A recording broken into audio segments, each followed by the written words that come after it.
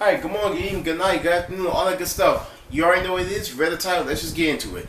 WWE 2K released two screenshots of 2K20, which featured Brock Lesnar and Bayley. Both screenshots looks amazing. At the same time, these are usually just screenshots, they're just polished versions of the game. These are not usually typically 100% game footage, but 2K has been somewhat good with their graphics. Now, I'm personally excited for this game. This is potentially the last game for the current gen hardware for the PS4 and the Xbox One before we move to next gen with the PS5 and the Project Scarlet.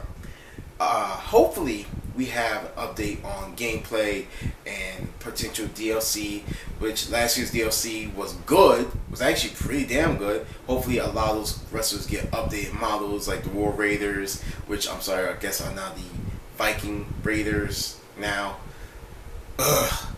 Anyways, a lot of the wrestlers from last year's game should be in this year's game, which again make it the biggest roster of all time. They say that every year, when it's usually just the same wrestler, maybe four different eras, which is kind of lazy considering the fact that John Cena looks exactly the same, except he's wearing different clothes in every attire. Also, on top of that, speaking of DLC, last year's game had a lot of removals by guys like the Brian Kendrick, Nikki Cross, Tommaso Ciampa, who around the game's release was the NXT champion, but for some reason was released from the game. Apparently it was overpaid, which, why didn't we pay these people? We should pay them.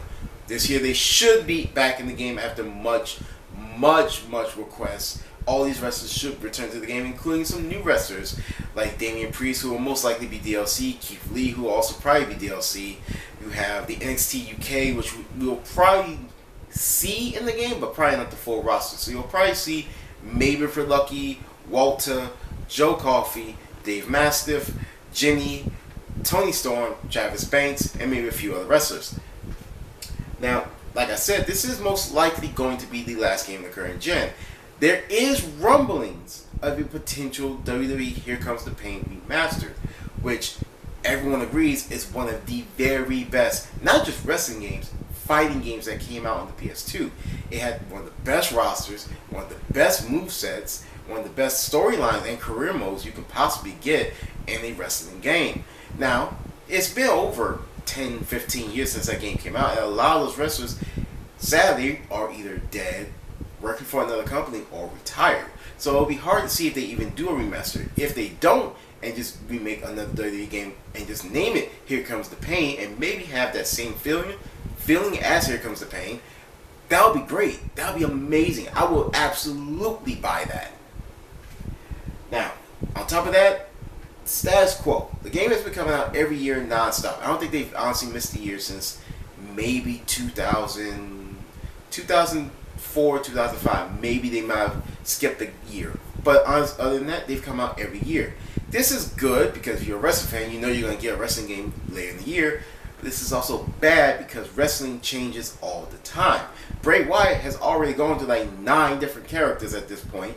And in most cases, the game has been able to keep up. But this year, with the game coming out probably in late October, he will most likely still be the Bray Wyatt that we had earlier in the year around WrestleMania when he was still tagging with Matt Hardy, who also has not been seen on TV, well, frequently on TV for a while, so who knows if he'll be even in the game.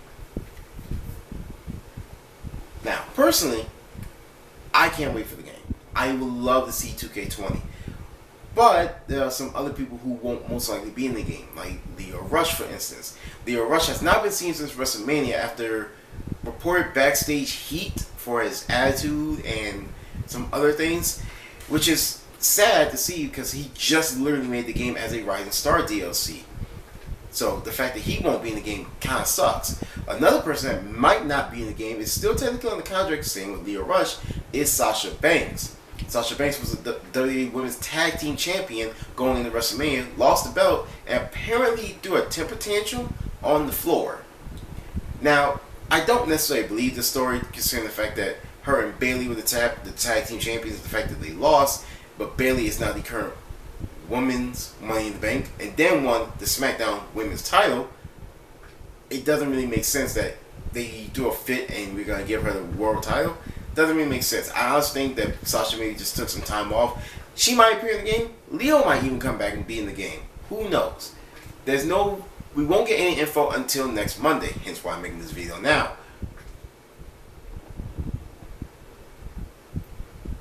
So, in conclusion, that's pretty much it. I would love to see a lot of the NXT UK wrestlers in, like Dave Mastiff, who's been one of my favorites for a long time, Travis Banks, Jinny, Tony Storm, all of Imperium, Joe Coffey, Mark Coffey, Wolfgang. But the odds of us seeing all of the UK in the game is kind of unlikely. We most likely will see maybe 10 to 15 of them. Maybe, if we're lucky. Odds are it would be 10.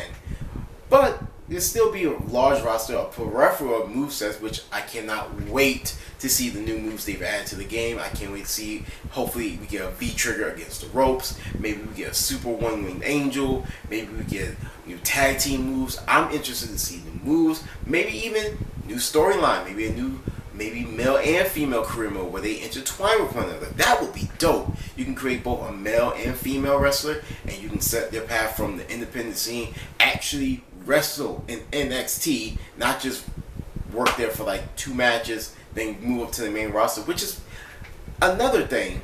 The career mode in 2K19 is fun, but the fact that you're already on the main roster, and some people only have in 75 overall, maybe even lower. I know I'm at 62 overall.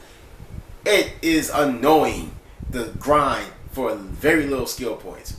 Hopefully this gets fixed or addressed with 2K20. So that's really all I have for you guys today. Hopefully Monday, when they announce all the gameplay and info and potential DLC, that I can talk more about this then. Until then, my name is Brian. This is also a Collar Elbow t-shirt. Get your shirts on their website. This is Geek Squire. Stay geeking, my squires. Catch you on the next one. Bye!